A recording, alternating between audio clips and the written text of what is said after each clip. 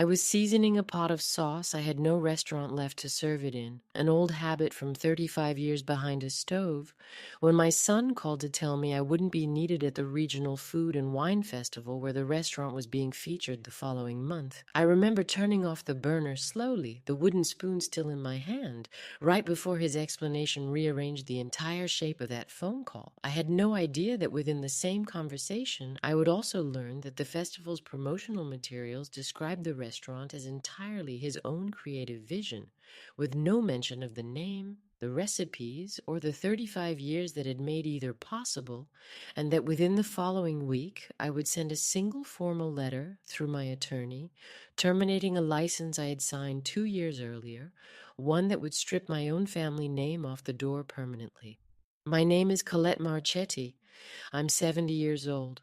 I spent 35 years running Marchetti's, a small neighborhood trattoria my husband Antonio and I built from nothing, the kind of place that taught me patience most people never develop, and taught me, too, that a recipe separated from the hands that perfected it eventually just becomes a rumor about food. Antonio died 4 years ago, a sudden stroke while we were prepping for dinner service together, the kind of ordinary Tuesday evening that gave no warning at all. I remember him setting down his knife mid-sentence, describing a delivery that hadn't arrived, and then simply sitting down on the kitchen floor, gone before the ambulance ever reached us. Grief that arrives in the middle of an ordinary task teaches you something particular. It teaches you that the smell of garlic and olive oil can undo you completely for years afterward, and that you learn, slowly, to keep cooking anyway, because the alternative is letting the silence win. Antonio and I built our life together slowly, the unglamorous way most honest things get built. He grew up working in his own father's bakery and brought that same steady patience to everything we did together. The kind of man who tasted a sauce 3 times before ever trusting it was ready, a habit that used to amuse me until I understood it was simply how he loved the people who'd eventually eat it. When I told him, 4 years into our marriage, that I wanted to take over the kitchen entirely rather than stay comfortable managing the front of house, he didn't tell me it would be difficult with 2 small children at home. He told me he'd handle every school pickup and every homework session on my longest nights, and he did for years without complaint. I built my craft slowly after that, the way most honest skills get built, one carefully perfected dish at a time, 35 years behind the stove until I finally retired, with more patience than I sometimes believed I had any right to feel.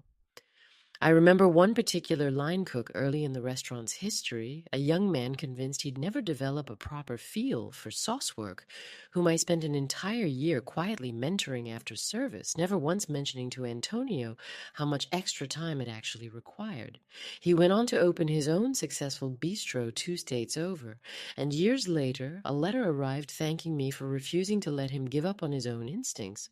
I think about that letter often now, in a different light than I once did, understanding that quiet, uncredited mentorship had always been the actual substance of my working life, long before anyone in my own family learned to take it for granted. Antonio didn't live to see the new location succeed. He died 4 years before Nico ever reopened Marchetti's. And some evenings I still catch myself wanting to ask him whether a dish needs more salt before remembering there's no one on the other end of that particular conversation anymore. I have 2 children. Sophia, my daughter, is an emergency room nurse, 3 time zones away, steady and quick, in exactly the way you'd hope a nurse's hands would be. She calls every Sunday evening without fail, a habit that started the year Antonio died and never once lapsed since.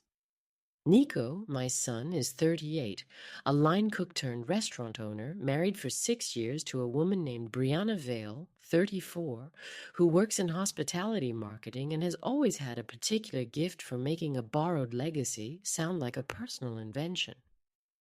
Nico and Brianna married in the original Marchetti's dining room, closed to the public for the evening, string lights strung between the exposed beams Antonio had installed himself decades earlier. I remember how genuinely happy Nico seemed that day, how naturally Brianna fit into our small family gathering, thanking Antonio and me repeatedly for raising a son she considered so remarkable. They spent their first 2 years of marriage building their own careers separately, long before any talk of reopening Marchetti's ever entered the picture at all. My own days, since retiring, had settled into a quiet, predictable rhythm. Coffee at my own small kitchen table, a modest herb garden I tended with more precision than strictly necessary, the occasional recipe request from a former regular who tracked down my phone number. It was, by most measures, a peaceful life, one I'd built carefully in the years since Antonio died, and one that made the phone ringing on an ordinary Tuesday afternoon feel, at first, like nothing more than the usual welcome interruption of a call from my son. Brianna grew up in a family that moved through a series of failed business ventures, the kind of household where every new plan was described as an original idea rather than a repetition of the last one's mistakes. I don't say that to excuse what eventually happened. I say it because understanding where someone's hunger for sole authorship comes from doesn't mean you're obligated to keep feeding that hunger forever, especially once feeding it starts costing you your own family's actual history. She told me a story once, early in her relationship with Nico, back when we still spoke easily and often, about her own father's habit of describing each new failed venture as a bold pivot rather than an admission that the previous one hadn't worked. I grew up learning that admitting you'd inherited or borrowed something made you look weaker, not stronger, she told me. Nobody in my family ever wanted credit for continuing someone else's idea. I remember thinking at the time that it was a sad story, worthy of real compassion. I didn't yet understand that she had built an entire professional identity around controlling every narrative she touched, and that I would eventually become the inconvenient truth that particular control required erasing. I retired from the kitchen 5 years ago, 2 years after closing the original Marchetti's location, when the building's lease finally became impossible to renew, heartbroken to see 30 years of history reduced to boxes of old menus and recipe cards. I remember the last night we served dinner there, regulars lingering long after closing, several of them crying openly as they hugged me goodbye, one elderly customer telling me he'd proposed to his wife at the corner table 32 years earlier. When Nico came to me, 3 years later, sitting at my own kitchen table with a hand-drawn floor plan for a new location, describing his own plans to reopen Marchetti's under a new roof across town, I was overjoyed, genuinely thrilled to see the name live again rather than fade quietly into memory. I did insist, however, on a proper licensing arrangement, drafted formally with my attorney rather than simply handed over on a handshake between mother and son. Nico would receive full use of the Marchetti's name and our entire recipe archive, along with a modest royalty structure to fund my own retirement, in exchange for maintaining specific quality standards, submitting to occasional recipe audits I retained the right to conduct personally, and more importantly, accurately crediting the name's actual history in all public materials. At the time, that condition felt like nothing more than sensible protection for a family legacy. It would take 2 years of careful creeping erasure before I understood exactly what that condition was actually protecting. Before signing anything, I met with my attorney, a sharp longtime family friend named Delia Osei, who had helped Antonio and me incorporate the original restaurant decades earlier. Licensing a family name is trickier than people assume, she told me. The name itself has value independent of the food, and that value depends entirely on the story people believe about where it came from. Protect the story as carefully as you protect the recipes. I thanked her and left her office determined to follow that advice completely. Nico signed the agreement himself at Delia's small conference table, reading every page carefully, the way I'd always taught him to read any contract before committing to it. I want you to actually understand what this protects, I told him, not just the name, the whole story behind it. He promised he understood completely, and I believed him, having no reason at the time to imagine that promise wouldn't eventually be tested by someone he loved. Nico opened the new Marchetti's 2 years ago to genuine early success. An opening night, I remember vividly standing near the host stand, watching regulars from the original location tear up recognizing familiar dishes on the menu. Several of them hugging me before they'd even greeted Nico himself. For the first year, the restaurant felt like exactly what I'd hoped it would be. Our name over the door, our recipes on the menu, my own occasional visits welcomed warmly by staff who still remembered me from the original location. The first time I noticed the story beginning to shift was during a local newspaper profile 8 months in. A glossy piece with professional photography of the renovated dining room, when Brianna, who had taken over the restaurant's marketing entirely by then, described the menu as Nico's own reinvention of classic Italian comfort food, crediting his creative instincts at length without once mentioning that every single recipe on that menu had come directly from my own kitchen notebooks. I read that article twice at my own kitchen table, searching for even a passing acknowledgement, and found none. The second incident happened at a family dinner at the restaurant itself, the good corner table reserved for the occasion, when a longtime regular named Frank, visiting the new location for the first time, complimented the sauce extensively, asking Nico where he'd learned to make it so perfectly. Brianna answered before he could, describing months of Nico's own experimentation in the kitchen, testing and refining until he'd landed on the perfect balance. I corrected the record gently that time, mentioning simply that the recipe was my mother's own, unchanged in 60 years. Brianna laughed it off smoothly, resting her hand briefly on my arm, telling Frank that I was being modest, that Nico had absolutely put his own spin on the classic, and the conversation moved on before I could clarify further. I remember sitting there afterward, watching Frank nod along, genuinely convinced, and wondering how many other regulars had already absorbed the same quietly rewritten version. The third incident happened on the restaurant's own social media account, a beautifully staged reel showing Nico plating a signature dish, moody lighting, and a slow zoom on his hands, the caption describing his journey from line cook to owner, reinventing his family's cuisine for a new generation. My name appeared nowhere in that caption, nor did any mention of the original Marchetti's, the 35 years it operated, or the recipe's actual origin. The post received hundreds of admiring comments about Nico's culinary talent. I read those comments more than once, searching for even a passing acknowledgement, and found none. The fourth incident happened when Brianna began describing the restaurant in interviews for local food blogs as a concept she and Nico had developed together from scratch, drawing loosely on family memories rather than working directly from documented recipes. I read one such interview twice, struck by how confidently she described a development process that had simply never happened. The recipes fully written and tested decades before Nico ever ran his own kitchen. I mentioned to Nico gently that I found the growing distance from the actual history increasingly uncomfortable. He told me Brianna simply had a flair for marketing, and that surely it didn't really matter exactly how she framed a detail that small.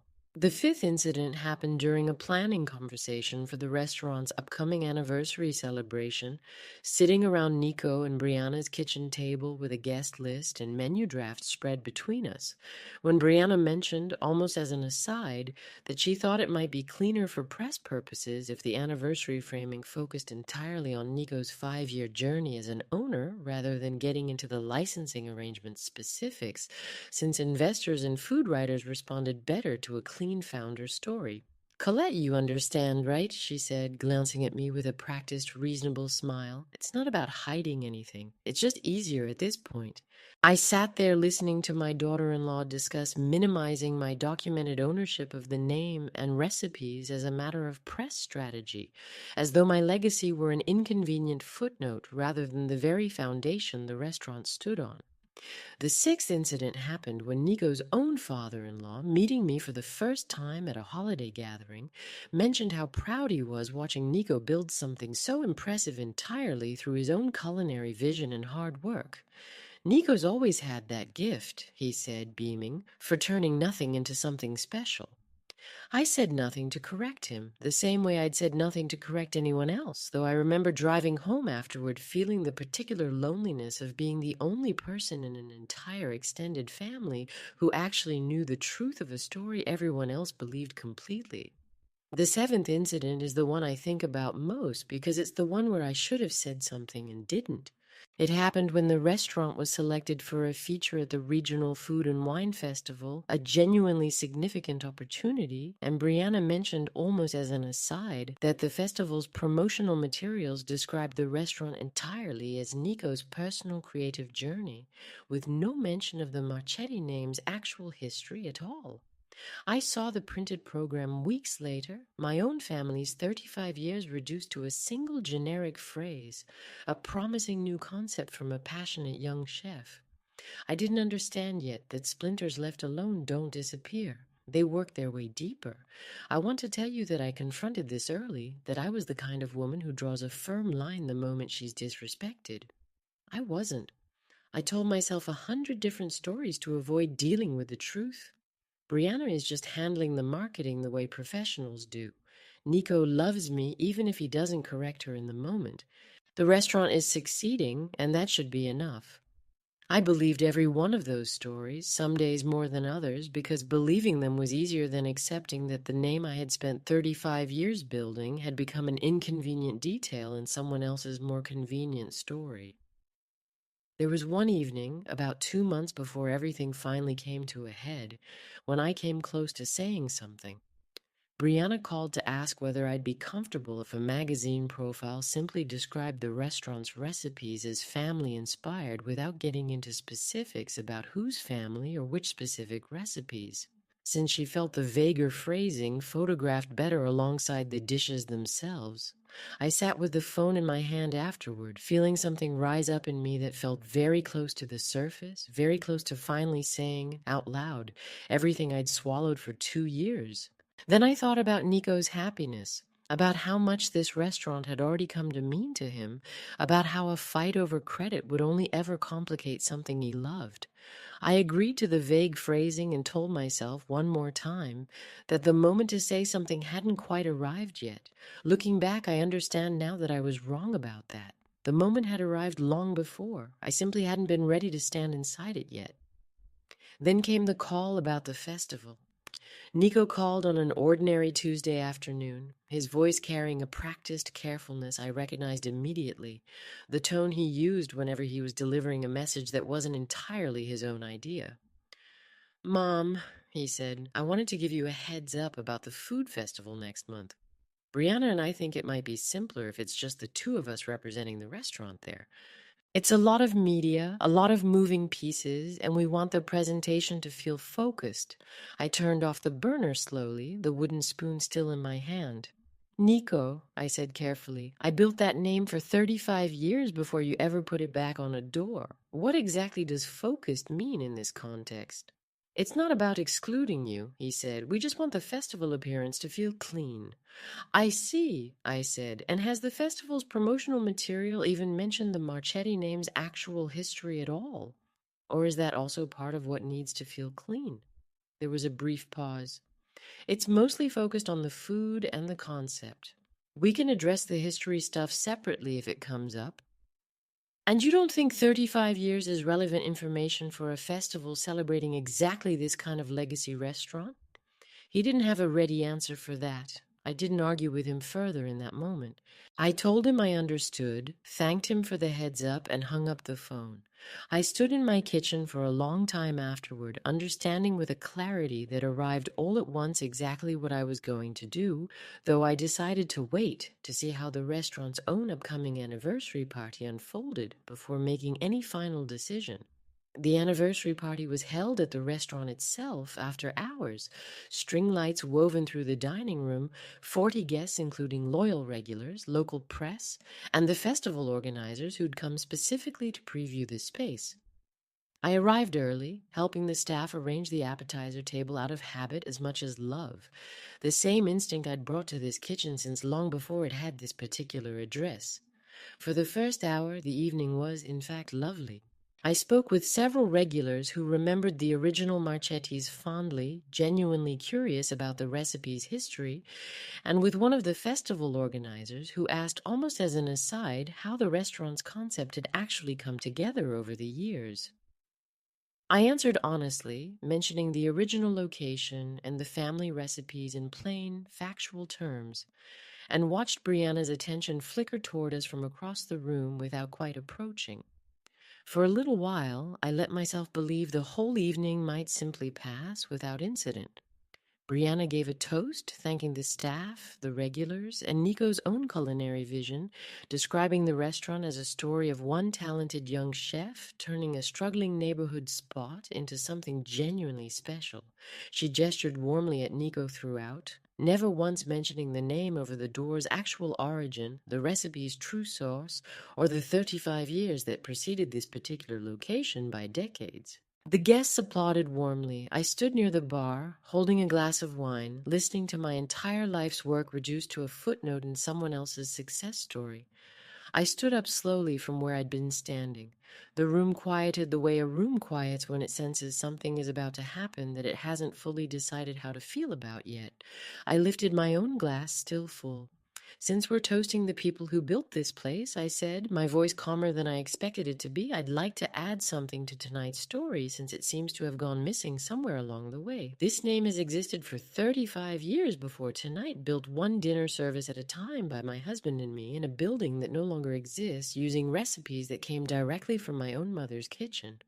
I paused, letting that land fully before continuing. "To the name on this door," I said, "that's about to go back to being used the way it was actually earned." The silence that followed was the kind you could have poured into a glass and served alongside the wine. Nico's face went through several expressions in rapid succession, confusion first, then something closer to dawning understanding. Brianna's smile didn't fall so much as it simply stopped existing, replaced by something rigid and pale. "Colette," she said quietly, "what are you talking about?" I didn't answer the confused murmurs that followed. I set my glass down gently on the bar, walked to Nico first, kissed his cheek, told him I loved him, and that nothing about tonight changed that. And then I picked up my coat and walked toward the door, past the string lights, past 40 faces that had gone very quiet, very fast. I drove home with the windows down, the cool evening air moving through the car, and I felt something I hadn't expected to feel. Not rage, something quieter and colder than that. Clarity. Somewhere along that dark road, I thought about every early morning Antonio and I had spent prepping that same sauce recipe together. Decades before either of us imagined it would end up served under someone else's carefully edited story. I thought, too, about the years after Antonio died, learning to run every part of that first restaurant alone, the ordering, the staffing, the late-night bookkeeping he'd always handled without complaint. Widowhood had taught me, whether I wanted the lesson or not, that I was considerably more capable than I'd ever given myself credit for while someone else stood beside me. I felt that old, hard-won capability rising back up in me now, driving home from that anniversary party, and I understood, with total clarity, exactly what I was going to do before I even reached my own driveway.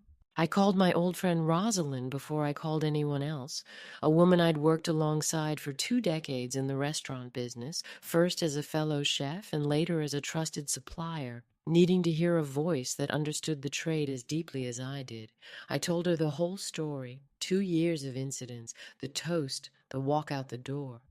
She listened without interrupting, her own dinner going cold in front of her. "Colette," she finally said, "you taught every young cook who ever worked for you that a dish carries a responsibility to honor where it came from. I don't think that principle stops applying just because the dish in question happens to share your own name." "I know," I said. "I think I've known it for a while." I called Sophia that same evening as well, needing to hear a voice that would tell me the truth rather than simply agree with me. I told her the whole story, 2 years of incidents leading up to it, the toast, my own response. She listened without interrupting, and when I finished, she was quiet for a moment. "Mom," she finally said, "you've been letting yourself get smaller for 2 years so Brianna can feel bigger about a name she didn't build. That's not generosity anymore. That's just a slow kind of disappearing." "I know," I said. "I think I've known it for a while. So what happens next? Are you actually going to pull the license, or is this still just something you're considering?" "I already know exactly what I'm going to do," I told her. "I just needed to talk it through with someone first." That same evening, I called my attorney, Delia Osei, who had drafted the original licensing agreement and understood exactly what protection I'd built into it 2 years earlier. I explained the pattern plainly, 2 years of quiet erasure, the toast, the deliberate exclusion from the festival. Let me pull up the actual document while we talk, Colette, she said. The termination language is specific here. Repeated public misrepresentation of the name's history and ownership, sufficient grounds to terminate with the standard notice period. That condition has clearly been met tonight in front of 40 witnesses, which makes this about as clean a termination case as I've seen in years of drafting these agreements. I sat with that fact for a long moment, understanding finally exactly why I'd insisted on that condition in the first place. Those first few days after the party were harder than I expected. I found myself more than once reaching for the phone to call Delia and tell her to hold off, that surely there was some gentler way to make my point without actually terminating the license. Each time, I made myself sit with the discomfort a little longer instead of acting on it, remembering Rosalind's words, remembering the actual weight of the phrase, Nico's own creative journey, remembering that gentler corrections had already had 2 years to work and hadn't.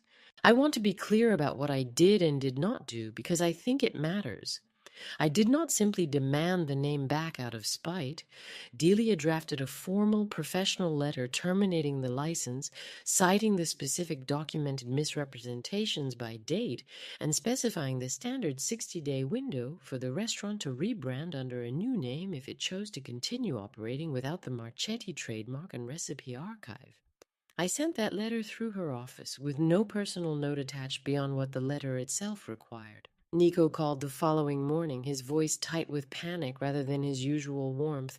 "Mom, this could sink us. We don't have 60 days to rebrand an entire restaurant identity." "I understand that's difficult," I said calmly. "But you built a restaurant around a name and recipes I spent 35 years earning, then spent 2 years watching that history get quietly rewritten as your own solo journey, right up until I learned I wasn't needed at the one festival that mattered most. I'm simply asking for that name to only be used the way it was actually earned. There has to be another way to handle this that doesn't threaten the whole restaurant." "There is," I said. "Several, in fact. You keep the name and recipes and the story finally gets told accurately, starting immediately. Or you rebrand entirely under your own name, which you're welcome to do. I'm not interested in destroying what you've built. I'm interested in finally being an honest part of how that story gets told." Brianna called 2 days later, her voice sharp. "Colette, this is completely disproportionate. You're punishing us over how we frame press materials." "No," I said quietly. "I'm the woman who built a name over 35 years and watched you spend 2 years quietly erasing where it came from, right up until you turned my entire life's work into a footnote at an anniversary party you organized specifically to showcase Nico's solo journey. I think the real question is what you thought would happen once I finally understood exactly how thoroughly that history was being erased. Every restaurant wants a clean founder story. That's not a crime." "It isn't," I agreed. "But that name was never meant to fund a clean story in general. It was meant to carry a specific, real one." "Those are different things, Brianna, and I think some part of you has always understood the difference, which is exactly why you kept softening the details every time someone asked." She hung up on me. I sat with the dial tone for a long moment, then went back to my own kitchen, understanding that whatever came next would take time to settle. About a week after the letter went out, Nico asked if I'd be willing to join a video call with him and Brianna together, something he described a little awkwardly as trying to get everyone on the same page. I agreed, mostly out of curiosity about what that page might actually contain. When the call connected, Nico was sitting at their kitchen island, Brianna beside him, her expression carefully arranged into something between contrition and defensiveness. "Mom," Nico began, "we wanted to talk through everything as a family, figure out what happens next." "I'm listening," I said. Brianna spoke first, her voice tighter than I'd heard it before. "I think we all said things in the heat of the moment. I know the toast landed wrong, but sending a legal letter with no warning beyond what was legally required felt like it was designed to hurt us as much as possible. Was that the intention?" I considered the question honestly before answering. The intention was to stop watching 35 years of work disappear a little more every month. If it hurt, I understand that. It should. 2 years of quiet erasure doesn't undo itself painlessly just because the reason it's ending is a fair one. "We could lose the entire restaurant if this becomes public before we're ready," Brianna said, her composure cracking slightly. "Is that really what you wanted?" What I wanted, I said, was to stop being described as a vague inspiration, while my actual name and recipes funded the whole restaurant. I never once asked either of you to build something you couldn't tell honestly. I only asked eventually, and apparently not clearly enough, to be treated as an honest part of it. Nico was quiet for a long moment, and then he turned slightly toward Brianna, away from the camera, in a way that suggested he'd forgotten, briefly, that I could still see them both. "She's right," he said to her, quietly but clearly enough for me to hear. "We built an entire story around something that wasn't ours to simplify, and I let it happen because correcting it kept feeling like more trouble than it was worth." Brianna's eyes filled, and for the first time in the entire call, she didn't have a rebuttal ready. "I don't know how to fix a story that was built partly on someone else's silence," she said, almost to herself. "You start by no longer needing it to be a story at all," I told her. "Just an accurate description, plain as any recipe card in my own handwriting." "Oh, I'd like that," Nico said. "I've been waiting 2 years to hear it said plainly." The call ended a few minutes later, quieter than it began. The weeks that followed were difficult ones. Nico called nearly every day at first, caught between his wife's fury and a growing understanding of exactly what had actually been erased. Sophia, once she heard the whole story, offered to sit down with Nico directly, walking him through the full history of the restaurant the way only a sibling who'd grown up in that original kitchen could. About 3 weeks after the letter, Nico came to see me alone, sitting across from me at my own kitchen table. "Sophia told me everything," he said, "the original location, the recipes, all 35 years of it laid out chronologically. I don't think I understood how systematic the erasure actually was until I saw it that way. I think I let myself believe it was harmless because correcting Brianna kept feeling like more effort than it was worth." "Thank you for saying that now," I told him. "Why didn't you say something sooner, before it went on for 2 years? Because I kept telling myself it wasn't about credit," I said. "It was never about credit, Nico. It was about accuracy. About whether 35 years of your father's and my work survived being used or quietly disappeared the moment it stopped being convenient to mention.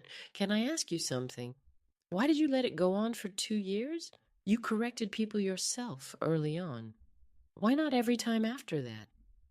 "Because I kept believing the next occasion would finally be the one where the truth simply won out on its own," I admitted. "And because, if I'm honest, some part of me was afraid that correcting it too often would make me seem like a difficult mother rather than a supportive one. It took watching that fear cost me your father's entire legacy to understand how backward that priority actually was."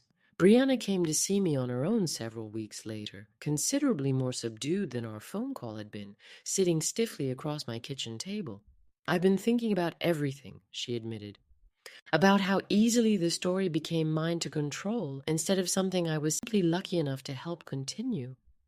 I think I was scared, honestly, that a family legacy that impressive would somehow make Nico's own contribution look smaller by comparison, and mine even smaller than that. You were never meant to compete with it, Brianna," I told her. "You were meant to help carry it forward honestly. Those are very different things." "I don't know how to undo 2 years of telling it wrong," she said. "You don't undo it," I told her. "You start telling it accurately, starting now, every single time it comes up, and let the story going forward finally be honest." "Can I ask you something?" she said. "Why did you keep giving me the benefit of the doubt for so long, even after the first newspaper article, even after your own correction got laughed off at that family dinner?" "Because I wanted so badly for you to be exactly who I hoped you were," I admitted. "It's a very particular kind of hope, watching your son fall in love with someone, hoping she'll turn out to be everything he sees in her. I think I let that hope talk me out of trusting my own instincts for longer than I should have." We talked for nearly 2 hours that afternoon about Antonio, about the original restaurant, about what that name had actually been built to carry. I showed her my mother's original recipe cards for the first time, the faded handwriting and careful measurements that had fed 3 generations of our family before ever reaching a menu. Brianna read through them slowly, her hands careful, before asking if she could have copies made for the restaurant's own archive, properly labeled this time. By the end of that conversation, something between us had shifted, not fully repaired, but genuinely, honestly begun. Sophia flew in for Christmas that year, the first time in years that both of my children had gathered under one roof at once. My own dining room filled with the smell of a roast and the sound of easy conversation that hadn't existed at any family gathering in longer than I cared to admit. Nico and Brianna drove over with a pie Brianna had made herself. No professional styling, no staged photographs, just a slightly uneven crust. She laughed about setting down on my counter. Over dinner, Sophia's own husband asked, innocently enough, how the whole restaurant situation had eventually settled, clearly having heard only fragments of the story second-hand. The table went quiet for a moment, the kind of quiet that used to precede something painful in this family, before Brianna simply said, "Colette built this name over 35 years with Antonio, and I spent 2 years letting a cleaner story replace that history because the truth felt like it made Nico's own contribution look smaller somehow. She finally made me prove we could actually earn being part of that story, honestly. Nobody laughed uncomfortably. Nobody needed the subject changed. Sophia flew in for Christmas that year, the first time in years that both of my children had gathered under one roof at once, my own dining room filled with the smell of a roast and the sound of easy conversation that hadn't existed at any family gathering in longer than I cared to admit. Nico and Brianna drove over with a dessert Brianna had made herself. No professional styling, no staged photographs, just a slightly uneven tiramisu. She laughed about setting down on my counter. Over dinner, Sophia's own husband asked innocently enough how the whole restaurant situation had eventually settled, clearly having heard only fragments of the story second-hand. The table went quiet for a moment, the kind of quiet that used to precede something painful in this family, before Brianna simply said, "Colette and Antonio built that name over 35 years, and I spent 2 years letting a cleaner story replace that history because the truth felt like it made Nico and me look less impressive on our own. She finally made us prove we could actually earn being part of that story, honestly." Nobody laughed uncomfortably. Nobody needed the subject changed. The restaurant's website was updated within the month, a new section added describing the name's full history, the original location, Antonio's and my 35 years, my mother's recipes properly credited by name.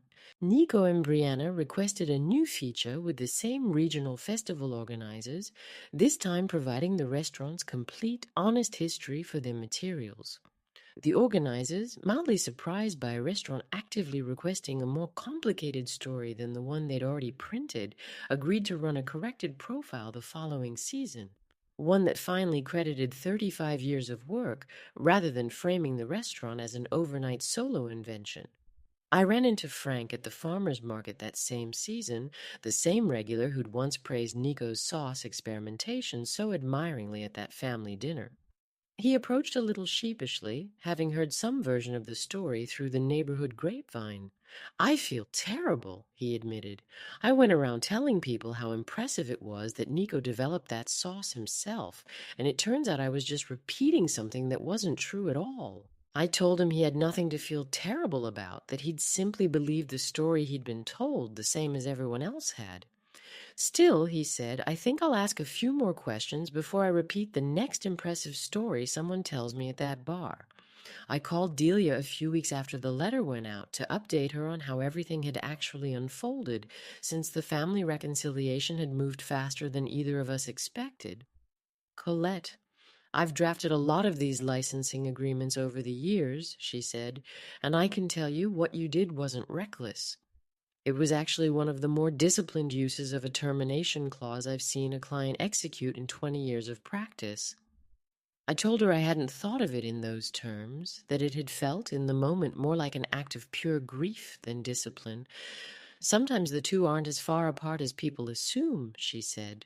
"You built that protection because you understood decades ago exactly how easily a name can slip away from the people who actually earned it. The fact that you eventually needed it doesn't make you any less careful for having built it in the first place." I called Delia a few weeks after the letter went out to update her on how everything had actually unfolded, since the family reconciliation had moved faster than either of us expected. "Colette, I've drafted a lot of these licensing agreements over the years," she said, "and I can tell you what you did wasn't reckless. It was actually one of the more disciplined uses of a termination clause I've seen a client execute in 20 years of practice. I told her I hadn't thought of it in those terms, that it had felt in the moment more like an act of pure grief than discipline. Sometimes the two aren't as far apart as people assume, she said. You built that protection because you understood, decades ago, exactly how easily a name can slip away from its rightful story.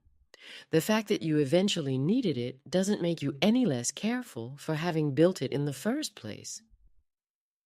3 months after the letter, once that honest history had genuinely taken root in how the family spoke about it, I reinstated the license under identical terms, requiring nothing further beyond what had always been agreed.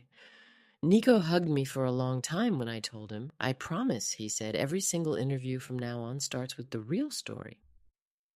I saw Rosalind again that spring, over coffee at the same diner where we'd talked through everything the week after the anniversary party. I told her about the reconciliation, the corrected festival profile, the honest website update. Rosalind listened with the same quiet satisfaction she'd shown from the very beginning. I told you it would matter, holding that line, she said. Most people don't have the nerve to actually do it, even when they know they should. You did, and look what it actually bought you. Not just the name back, the truth back. I thought about that phrase for days afterward, the truth back, understanding that it described exactly what I'd been missing more than any royalty payment ever could have.